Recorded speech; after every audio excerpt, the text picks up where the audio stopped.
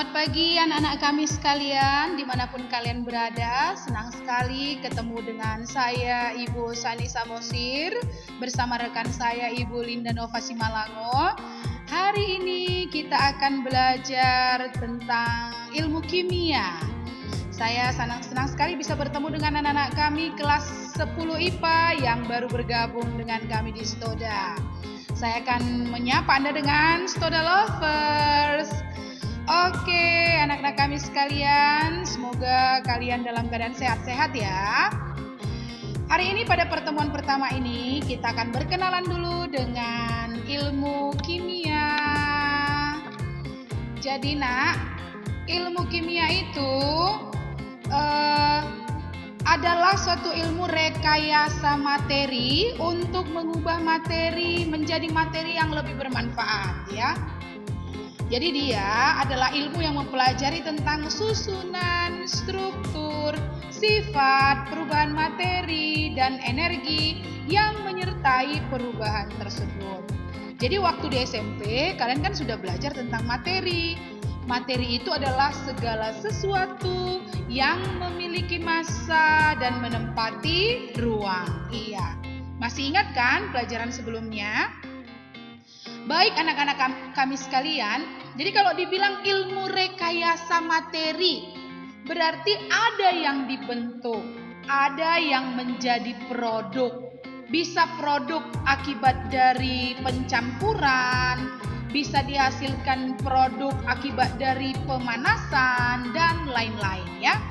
Jadi dia bicara tentang susunan, struktur, sifat, perubahan materi dan energi yang menyertai perubahan tersebut.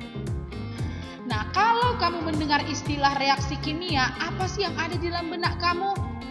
Pasti menyeramkan bukan? Berbahaya, rumit, atau justru menyenangkan? Nah, tidak semua orang suka dengan kimia. Hal itu disebabkan oleh adanya zat-zat kimia yang sering diidentikan dengan zat-zat beracun atau berbahaya, ya. Nah, meskipun demikian, hampir seluruh produk yang digunakan oleh manusia saat ini melibatkan reaksi kimia di dalamnya loh, Nak. Misalnya parfum, sabun, deterjen, obat-obatan, pembakaran LPG, dan masih banyak lainnya. Tadi kita sudah cerita tentang materi. Materi itu segala sesuatu yang memiliki massa dan menempati ruang. Baik, nah sebenarnya susunan materi itu seperti apa sih? Nah, susunan materi yang dimaksud adalah tentang unsur, senyawa, dan campuran. Nah, unsur adalah zat paling sederhana yang sudah tidak bisa dibagi lagi. Contohnya natrium, lambangnya N besar A kecil ya. Hidrogen, lambangnya H besar. Oksigen, lambangnya O besar. Fe, ferum atau besi ya. F dan E. Karbon dan masih banyak lagi ya. Nah, kalau senyawa itu adalah zat yang terbentuk dari gabungan beberapa unsur dengan perbandingan tertentu. Contoh senyawa adalah CO2. Dia gabungan dari satu atom C dan dua atom O ya. H2O ini gabungan dari dua atom H dan satu atom O. CaCO3 ini gabungan dari satu atom Ca, satu atom C, dan tiga atom O. Jadi gabung-gabung atomnya membentuk suatu senyawa. Ya, dia atau gabungan dari beberapa unsur. CO2 itu karbon dioksida. H2O itu dalam hidup sehari-hari itu kita kenal dengan air. CaCO3 ini kalsium karbonat. Jadi ini kapur ya, kapur. Oke. Nah, yang berikutnya campuran. Campuran itu adalah gabungan antara dua zat atau lebih di mana sifat penyusunnya tidak berubah. Contoh campuran itu larutan gula. Berarti campuran gula dengan air ya. susu, air dengan susu ya, lalu air kanci dan sebagainya. Artinya dia tidak kehilangan sifat-sifat penyusunnya. Kalau gula kamu larutkan ke dalam air, rasanya tetap manis, tidak berubah menjadi masam atau tidak berubah menjadi asin, karena gula memang sifatnya manis. Mengerti? Baik. Selanjutnya, struktur materi itu menjelaskan tentang ikatan yang terjadi antar atom sampai terbentuk molekul unsur, molekul senyawa atau ion ya. Nah, molekul unsur itu berarti gabungan dari unsur yang sama. Contohnya O2, berarti gabungan dua unsur oksigen. N2, gabungan dua unsur nitrogen. H2, gabungan dua unsur hidrogen.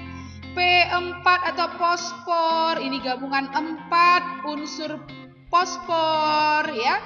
Jadi gabungan dari atom yang sama ya, itu disebut dengan molekul unsur.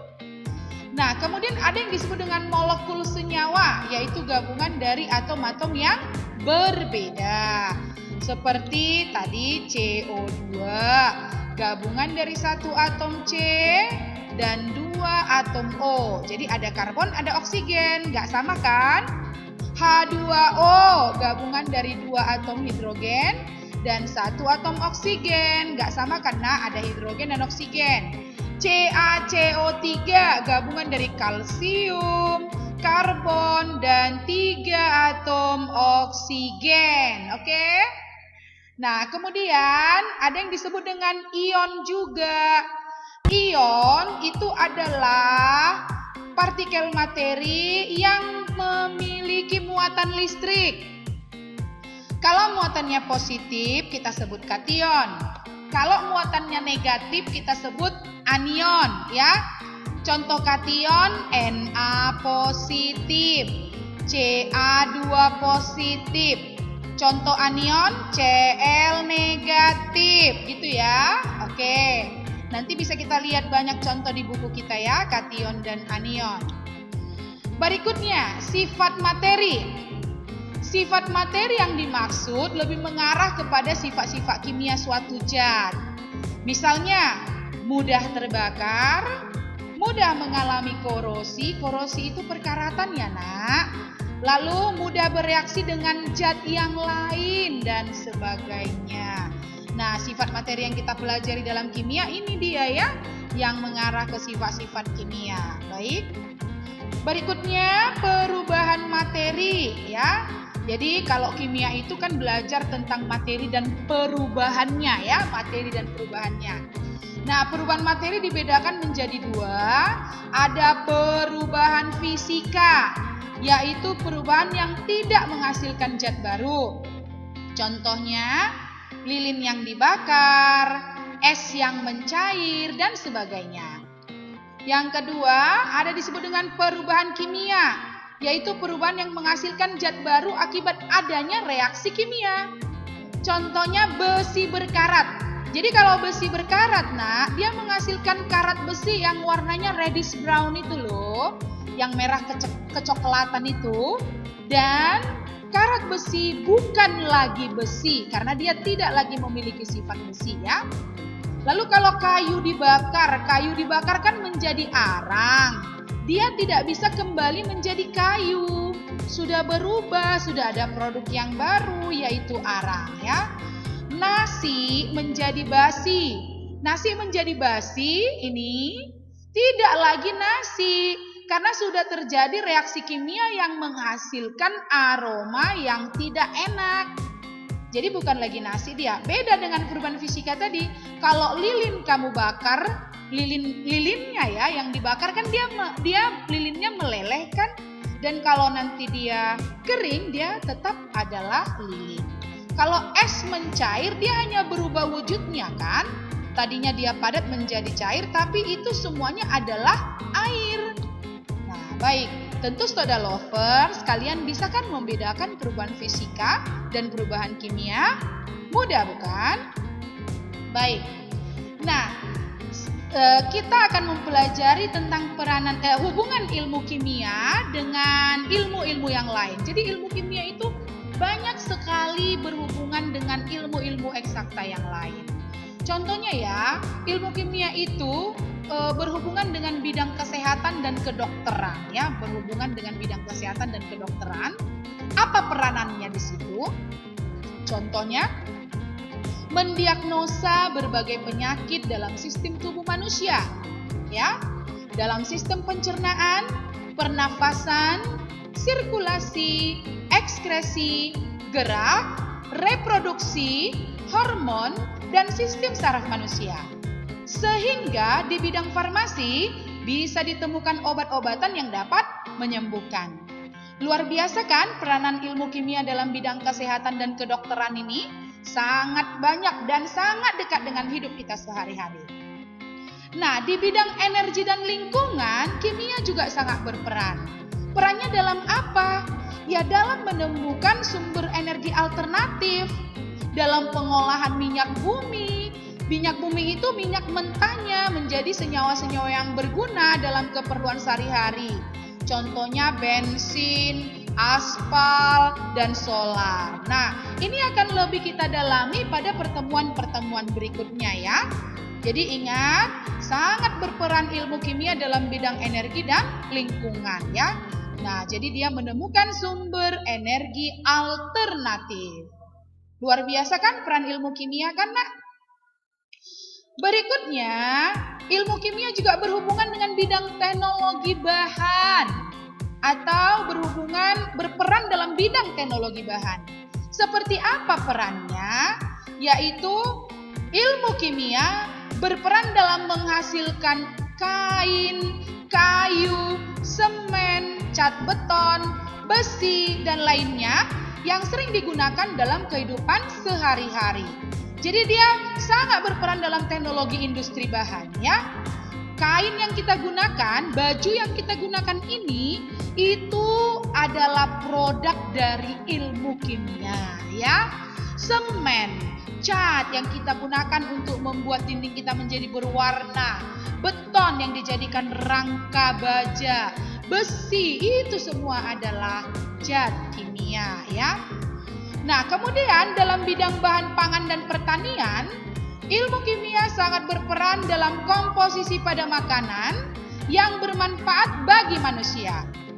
Nah, penggunaan mikroorganisme atau bakteri pada makanan, contohnya pada pembuatan kecap, tempe, yogurt, itu semua adalah peran dari bahan-bahan kimia. Dekat sekali kan dengan kehidupan kita sehari-hari? Nah, ilmu kimia juga mampu memberikan informasi tentang kandungan tanah yang terkait dengan kesuburan. Jadi ada istilah kita tahu pH tanah. pH itu kan derajat keasaman. Supaya dengan mengetahui pH tanah dengan ilmu kimia, kita bisa menyesuaikan tanaman apa yang cocok bisa kita tanam di lahan yang kita miliki. Baik. Jadi kandungan tanah yang terkait dengan kesuburan itu membutuhkan pupuk buatan untuk menambah nutrisi pada tumbuhan dan pestisida untuk menghindari hama pada tumbuhan. Nah, ini sangat dekat sekali kan dengan kehidupan kita sehari-hari. Baik, anak-anak kami yang terkasih, Stoda Lovers dimanapun Anda berada, ilmu kimia juga akan banyak kita pelajari secara langsung dengan praktek-praktek kimia yang akan kita lakukan di laboratorium kimia. Nah, sebelum kita memasuki laboratorium, tentu kita harus mengerti dulu simbol-simbol keselamatan di laboratorium. Seperti ini ya, Nak. Ini yang Ibu kursor, ini artinya mudah terbakar. Lalu ini yang Ibu kursor lagi artinya radioaktif, artinya dia memiliki efek radiasi. Lalu ini merupakan bahan yang beracun. Ada gambar tengkoraknya nih, lihat tengkorak ya.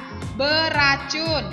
Kalau seperti ini artinya bahannya korosif. Korosif itu artinya mudah berkarat kan, Nak? Oke. Kalau ada tanda silang seperti ini artinya gampang menyebabkan iritasi. Jadi kita harus menjaga keselamatan kita di laboratorium dengan mematuhi tata tertib di laboratorium. Nah, tata tertib di laboratorium yang paling utama, yang pertama itu membaca petunjuk praktikum dulu ya nak ya. Nanti kan sebelum kita praktek kita baca dulu petunjuknya. Lalu menggunakan peralatan kerja seperti jas praktikum. Ini jas praktikum, keren banget ya. Artis Korea ini sebagai contohnya ya. Ini lagi. Menggunakan sarung tangan karet ya nak, seperti ini. Lalu sepatu yang tertutup, sepatu sekolah kita kan tertutup ya. Lalu kadang-kadang kita juga boleh menggunakan kacamata khusus kalau kita harus berhubungan dengan zat yang sedang terbakar ya. Baik. Yang ketiga, bagi wanita yang berambut panjang, kita wajib mengikat rambut kita supaya kita menghalangi lengketnya gas atau sisa-sisa residu-residu dari zat-zat yang kita gunakan dalam praktikum. Lalu di laboratorium tentu dilarang makan dan minum ya nak. Ini sungguh tidak etis. Apalagi kalau kamu mencoba-coba zat yang ada di laboratorium, itu akan mengancam keselamatanmu. Jangan coba-coba dicicipi ya nak. Dan bukan masalah tidak etis saja, di laboratorium kan ada zat yang mudah menguap, ada yang uapnya bisa berubah menjadi racun, jadi bisa menempel pada bahan makanan kita dan itu sangat merusak kesehatan. Baik. Berikutnya kita wajib menjaga kebersihan meja praktikum dan lingkungan laboratorium ya Stoda Lovers, supaya kita tetap terjaga sterilisasinya. Dan kemudian kita membiasakan cuci tangan dengan sabun dan air bersih, terutama sehabis praktikum. Dan cuci tangan ini tidak hanya di laboratorium. Kita harus rajin-rajin cuci tangan, apalagi pada saat sekarang ini ketika pandemi corona COVID-19 masih merebak. Kita harus hati-hati ya Stoda Lovers. Kita betul-betul harus ikut mendukung pemerintah memutus mata rantai penyebaran COVID-19. Baik. Stoda Lovers yang terkasih, tentu kalian harus berkenalan dengan beberapa alat laboratorium yang akan ditunjukkan pada video perkenalan oleh Ibu Linda Nova Simalango ini ya. Disimak baik-baik ya nak ya, dan semoga kalian bisa mengerti pembelajaran hari ini. Berikut ini video. Selamat pagi anak didik kami yang kami kasihi. Hari ini kita pelajaran kimia, perkenalan alat-alat lab dan peraturan laboratorium yang ada di sekolah kita.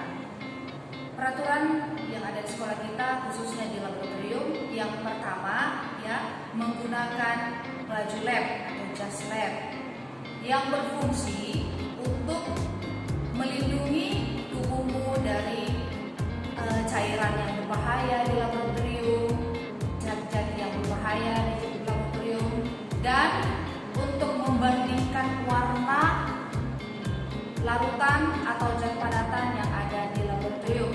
Karena kita tahu sendiri kan jas lab kita itu berwarna putih sehingga bisa menjadi pembanding warna. Lalu selanjutnya kita harus, bagi yang perempuan ya, harus mengikat rambut kalau rambutnya panjang. Kenapa? Itu akan menjadi bahaya untuk kamu, karena kalau misalnya rambutnya panjang, misalnya kena api atau zat-zat yang dapat membakar rambut kamu, bisa berbahaya. Untuk kamu laki-laki ya yang paling sering menggunakan baju lab terbuka ya, harus dikancing supaya tidak kena dengan kawan kamu, misalnya tertarik gitu kan, jadi bahaya, kamu jadi jatuh, kena pecahan lab, alat-alat lab. Lalu peraturannya, sepatu wajib yang bertali harus diikat. Kenapa? Bisa jadi bahaya kalau misalnya ada teman kamu yang jahil, kamu dikerjain, dipijak sekali sepatunya bisa terpelanting atau jatuh. Lalu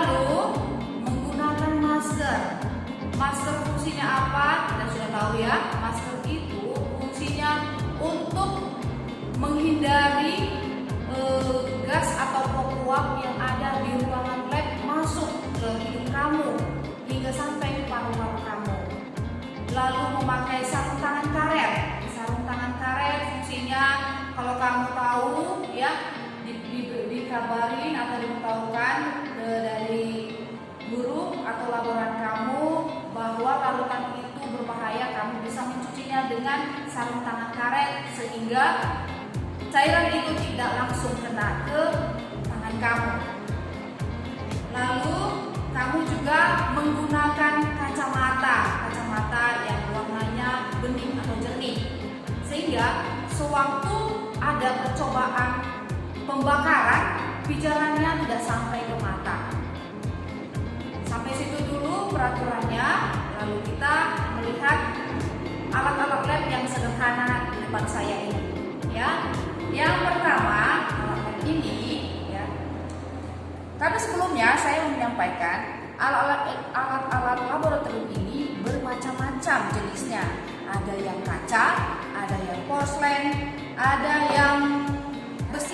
Yang kaca itu namanya beaker gelas atau gelas kaca. Fungsinya untuk menampung cairan atau wadah menampung cairan zat kimia. Beaker gelas ini mempunyai ukuran, ada yang 10 mili, 25 mili, sampai 500 mili. Digunakan bisa untuk pemanasan atau pembakaran, dibakar, dipijar atau dipanaskan. Jadi dia tidak gampang pecah karena dia bermerek Pyrex. Digunakan untuk menyimpan wadah yang berbentuk cairan. Lalu ini namanya corong kaca. Corong kaca ini fungsinya untuk membantu memasukkan cairan ke dalam wadah yang lebih kecil, ya. Lalu menggunakan corong kaca ini tidak boleh langsung melekat seperti ini. Kenapa? Udaranya tidak bisa masuk sehingga air tidak bisa masuk ke dalam wadah yang kecil. Jadi dia harus diangkat sedikit sehingga air bisa masuk dengan leluasa ke wadah yang kecil.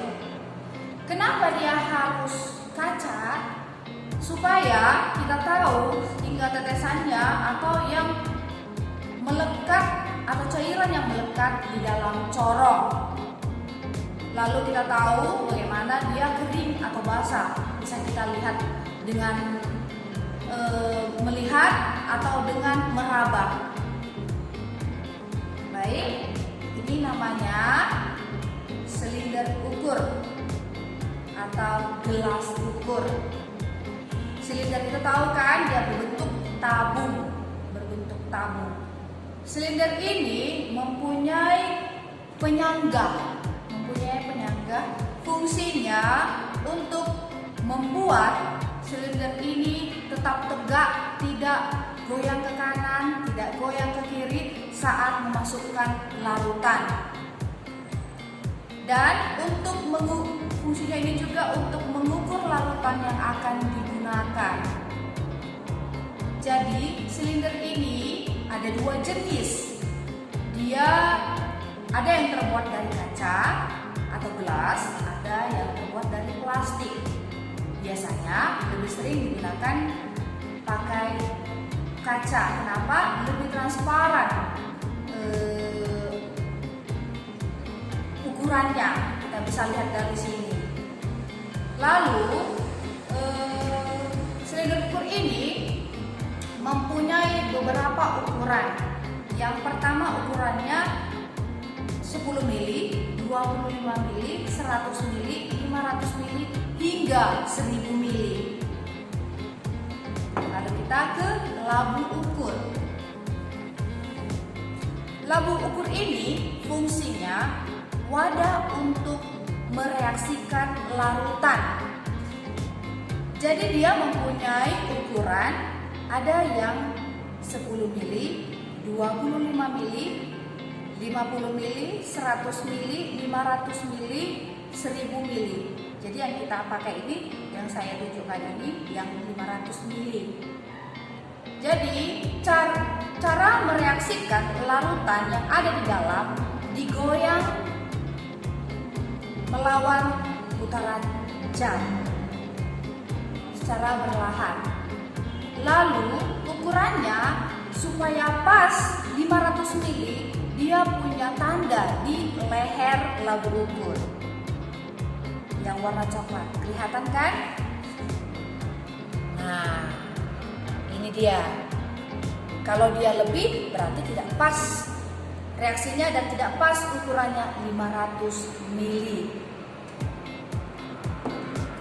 Ini namanya semprot botol. Semprot botol ini isinya pasti cuma air atau aquades. Untuk apa airnya? Untuk membilas larutan yang sudah dicuci tadi dengan aquades. Dengan aquades supaya larutan yang alat yang sudah kita gunakan dengan larutan yang berbeda bersih. Diajarkan dengan aquades atau disterilkan dengan aquades. Lalu ini namanya Erlenmeyer. Erlenmeyer. Fungsinya untuk menyimpan zat berbentuk larutan. Zat berbentuk larutan. Dan bisa juga untuk, biasanya kelas-kelas menggunakan ini untuk titrasi asam basa. Erlenmeyer mempunyai ukuran beberapa jenis. Ukurannya yang pertama itu 25 mili, lalu 500 mili, 100 mili, 1000 mili. Jadi penggunaannya ini hampir sama karena mereka punya bagian bawah yang besar dengan labu ukur. Kalau dia diaduk, dia harus melawan putaran jam. Karena arah tangan kita sesuai dengan arah tangan kita ya. Kalau kita kanan biasanya menggunakan melawan putaran arus jam. Nah, ini namanya buret. Biasanya teman si buret ini si Erlenmeyer. Nah, biasanya ini begini posisinya, lalu si Erlenmeyer digoyang. Biasanya ini diluruskan dengan statik namanya buret, ya, dia punya katup. Kalau dia vertikal, katupnya terbuka. Kalau dia horizontal, katupnya tertutup. Biasanya buret ini tidak digunakan langsung terbuka, berlahan-lahan atau setetes. Kita bisa setel keluarnya atau volume air yang akan dikeluarkan ke Erlenmeyer. Di sini ada ukurannya 50. Buret ini cuma punya 3 ukuran. Yang pertama ukurannya 25 mili, lalu 50 dan 100 mili. Jadi ingat, ini digunakan kalau kita praktek di kelas-kelas untuk titrasi asam basa. Ini namanya pipet volume gondok. Kenapa dia gondok? Kita tahu biasanya gondok itu ada gelembung ya. Kalau di leher biasanya gondok gelembung ya. Kalau ini gelembungnya di tengah. Gelembungnya di tengah. Jadi ini fungsinya untuk mengisap atau mengambil volume dengan akurat, secara akurat sesuai dengan ukuran pipet gondok ini. Pipet gondok ini ada ukuran 10 mili, 25 mili, 50 mili, hingga 100 mili. 1000 mili tidak ada ya nak? Tidak ada. Kenapa? Biasanya ini kan digunakan diisap. Jadi kalau 1000 mili diisap, kempot juga pipi kita ya kan? Nah ini hanya 10 mili, hanya 100 mili sampai isapannya. Jadi garisnya kalau dinyatakan volumenya itu pas 10, viskositasnya harus di garis warna coklat ini ya di tengah leher pipet gondok. Jadi kita mengisap pakai mulut kita, ya. Isapannya mulutnya hanya sampai garis merah. Saat mengisap tidak ada nafas berhenti. Kenapa? Akan ada nanti gelembung-gelembung di dalam sehingga volumenya tidak pas. Seperti kalau kita menyuntik, pasti dokter itu dibuang gasnya kan atau udaranya kan supaya pas volumenya yang masuk ke tubuh kita. Jadi ini sudah tahu kan namanya pipet gondok. Fungsinya untuk mengambil larutan secara akurat dengan ukuran yang ada di pipet gondok. Ini namanya pipet volume. Pipet volume ini juga berfungsi untuk memipet atau mengambil larutan dari wadah yang botol, ya, sesuai dengan ukuran ini. Jadi ukuran pipet volume ini ada yang 25 mili, 50 mili, 100 mili, hanya sampai 100 mili. Biasanya ini digunakan kalau pemipet larutan yang tidak berbahaya, boleh digunakan dengan mulut. Tapi kalau dia berbahaya, digunakan dengan balon filler atau balon pengisap digunakan. Jadi kalau saya ini berbeda nih buat pipetnya. Ada yang digunakan untuk berbahaya, ada yang digunakan untuk tidak berbahaya. Lalu di sini ada namanya pelat tetes. Ya, ini namanya pelat tetes. Pelat tetes ini berfungsi untuk tempat mereaksikan larutan dalam ukuran sedikit setetes saja gitu. Dan juga untuk membedakan warna yang benar-benar hampir sama. Jadi dia terbuat dari porselen. Oke, sampai situ dulu pengenalan alat. Jadi pengenalan alat kita ini yang paling sering kita gunakan di lab, alat-alat yang saya perkenalkan tadi. Jadi semua alat-alat ini ya rentan untuk rusak. Jadi kita semua harus saling menjaga, saling mengingatkan temannya, sehingga kamu tidak akan musuh ganti rugi, ya. Jadi kita harus bertanggung jawab setiap alat-alat yang dipercayakan kepada kita. Oke, sekian dulu perkenalan alat. Sampai di sini, terima kasih. Gimana Stoda Lovers? Kalian bisa mengikuti pembelajaran dengan baik? Ibu yakin kalian bisa mengikutinya dengan baik karena kalian adalah anak-anak yang luar biasa. Kita sudahi pertemuan kita pada hari ini. Terima kasih atas perhatian kalian. Salam sehat dari Ibu. Tuhan memberkati. Bye-bye.